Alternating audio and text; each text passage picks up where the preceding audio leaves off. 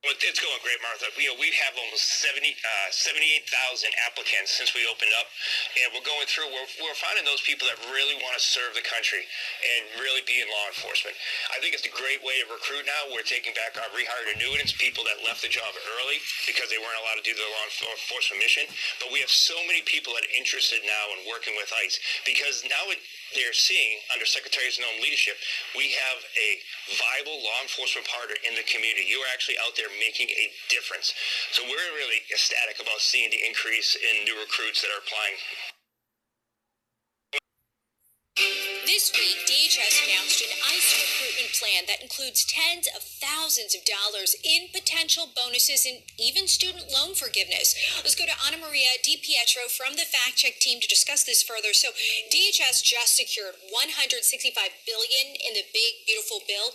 Now, in addition to recruitment, though, as we just mentioned, break down how else they plan on using this money. Yes, so DHS says they'll use more than $46 billion to complete the border wall, $14.4 billion for removal transportation, and $4.1 billion will go toward hiring additional CBP personnel.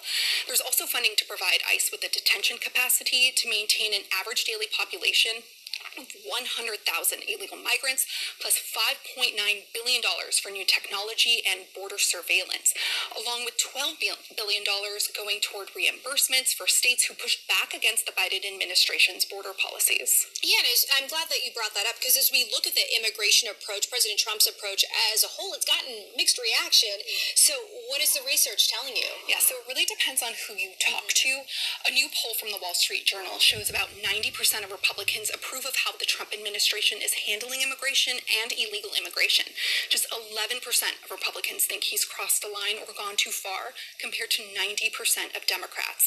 That same poll shows that less than half of Americans, 45%, hold a favorable view of ICE. All right, Anna Maria, thank you so much. And for more on this Fact Check team topic, including First at 6 tonight, Florida sheriffs are outraged by an email hundreds of their deputies received.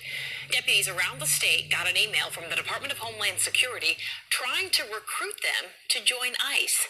Some sheriffs from the Tampa Bay area aren't happy about it. Fox 13's Kylie Jones is joining us live with what exactly that email said, Kylie. Well, and we got a copy of that email right here, Allie. Polk County Sheriff Grady Judd is among the sheriffs across the state of Florida that are calling out the federal government after he says hundreds of his deputies got this email in their inboxes. He says they have been a force multiplier for ICE, but he takes issue with how the DHS went about this. Here's the email that landed in the inboxes of deputies around Florida. It's one of the latest ICE recruitment tactics by the Department of Homeland Security. The email targets 287G certified law enforcement officers, meaning they're trained to help ICE on the local level. It reads in part, quote, "Your experience in state or local law enforcement brings invaluable insight and skills to this mission, qualities we need now more than ever."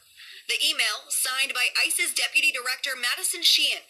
Sheriffs around Florida feel betrayed. You know, we're bending over backwards to accommodate you, and this is the way that you treat us. The recruitment email also boasts a signing bonus of $50,000 to be paid over a 5-year service agreement with ICE.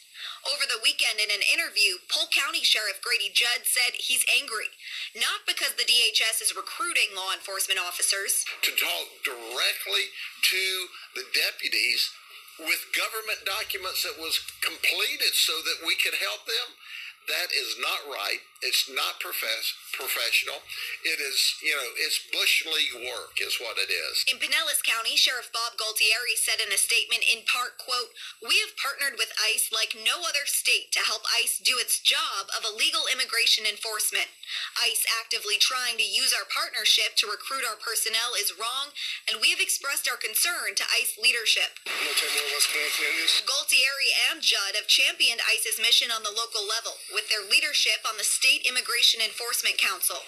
Judd says this move by the DHS lacks integrity and professionalism. It's not the fact that they did it. It was the way they did it, and that they used our professional data that we sent them.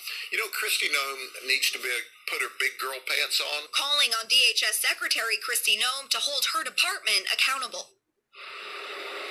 Now, we did reach out to the Department of Homeland Security. In a statement, a DHS official said in part, quote, ICE is recruiting law enforcement, veterans, and other patriots who want to serve their country and help remove gang members, child pedophiles, murderers, terrorists, and drug traffickers. This includes local law enforcement, veterans, and our 287G partners who have already been trained and have valuable law enforcement experience. But again, local sheriffs say it's really how the DHS went about this one. Allie, Mark. All right, Kylie Jones live for us tonight. Kylie, thank you. To treat everybody the same, regardless of who they are, the laws will apply equally, and we will have the scales of justice back in place, but also understands that this may be difficult for some families. The families will be impacted.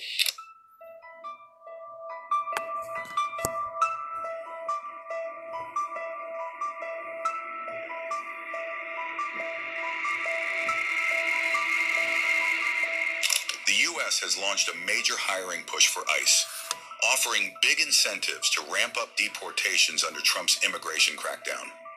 Federal officials are offering up to $50,000 in signing bonuses and $60,000 in student loan relief to boost ICE hiring across the country. More than 14,000 new immigration agents, attorneys, and staff are being recruited to enforce Trump's plan to deport 1 million people a year. The hiring campaign follows the signing of the Big Beautiful Bill, unlocking billions in funding for border enforcement operations. ICE recruitment posters resemble wartime ads, claiming America has been invaded and calling on citizens to help get them out. No college degree is needed to apply, just a willingness to join what officials are calling the biggest immigration sweep in U.S. history. The goal is to make ICE the largest law enforcement agency in the country, surpassing even the FBI and DEA combined in workforce size.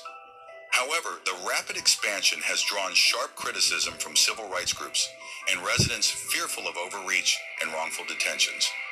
Naturalized citizens and legal residents have reportedly been caught up in ICE sweeps, fueling outrage and legal challenges nationwide. Local sheriffs are voicing concerns that the bonuses could drain personnel from already understaffed departments nationwide. Despite the backlash, the Department of Homeland Security has already begun hiring, with plans to place thousands of agents in so-called non-cooperative cities.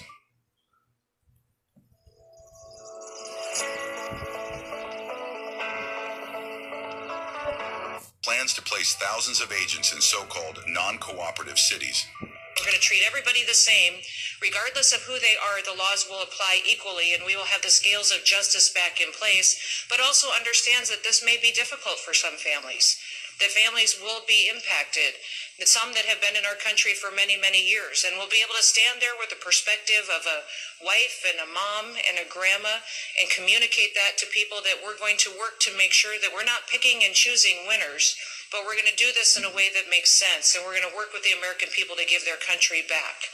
I'm thankful he trusted me with that, and the mission of this department is to protect the country and to secure it within its borders and the homeland with integrity and with honesty. And what that means is we're going to be transparent.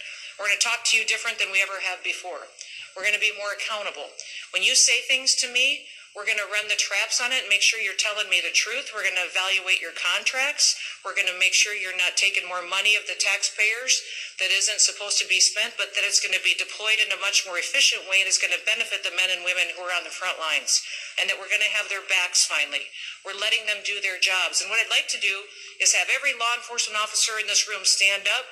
CBP, ICE, HSI, Coast Guard, law enforcement, federal, local, and state, stand up and let us give you a round of applause and thank you for all that you've done to protect our country.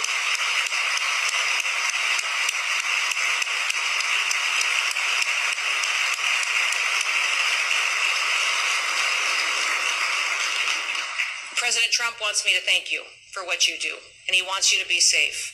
And he wants to make sure that you know that he will help you do your jobs, and is incredibly grateful that you still want to do your jobs after what he says was the poor leadership and the train wreck of Joe Biden hitting this country. So we're going to fix it and help you do your jobs, and I hope that's encouraging to all of you. During one of my trips down to the border, when I was still serving as governor, I remember one of our Border Patrol officers and agents saying to me, listen, there's just no consequences for crossing our border. And without consequences, there is no enforcement and there is no law. The law doesn't matter. And that impacted me in such a way that it affects every way that I do this job today. There has to be consequences for breaking our laws. And there has to be consequences, and there has to be enforcement and prosecution. We are going to use every single tool that we have, and I'll run through a couple of those tools that I think are going to change the way that we operate in this country, and that it'll be ways that industry can partner with us. We're using new technologies in ways that we never have before. We're going to deploy new technologies not only at the border, but at our ports of entry and in our interior to make sure that we're sharing information with other agencies at all levels. And we're also going to be sharing more information, biometrics, DNA testing, and being much more efficient, working to get everybody more authorities that they need to be able to take action in every single interdiction that we have. That all of our agents can go in there and deal with what they face, whether it may be drugs or trafficking or breaking of laws that would be impacting a community in different ways that they just weren't empowered to do before. And we'll be deploying and partnering with industry to be more efficient and accountable to make sure that we're making the best use of our time.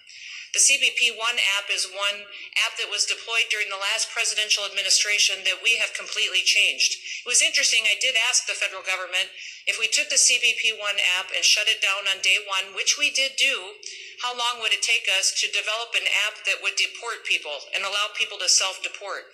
And the federal government told me, boy, that's probably going to take us 4 to 6 months. So I went to Elon and his guys, and they said, we can do that in 24 hours.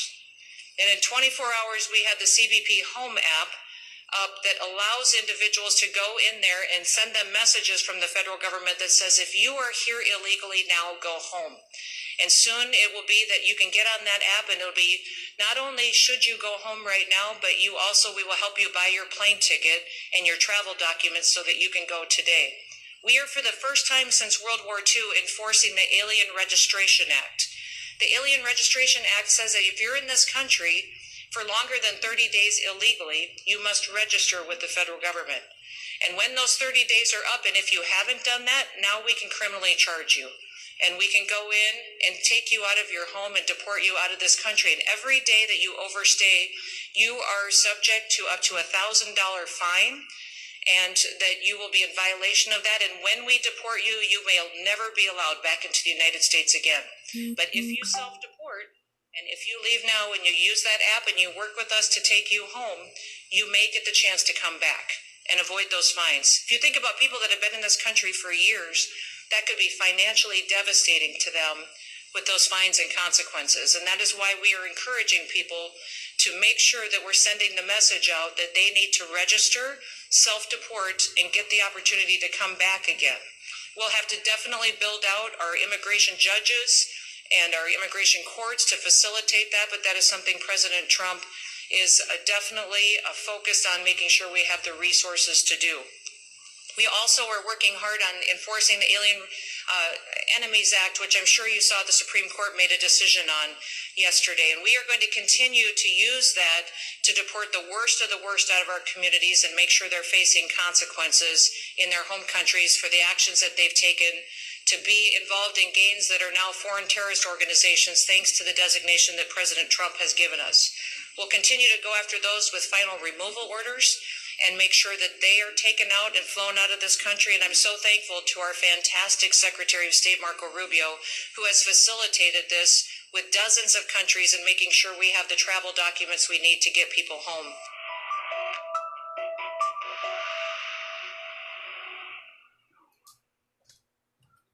Instant happiness is here at Rent-A-Center. You could get instantly approved for up to $4,000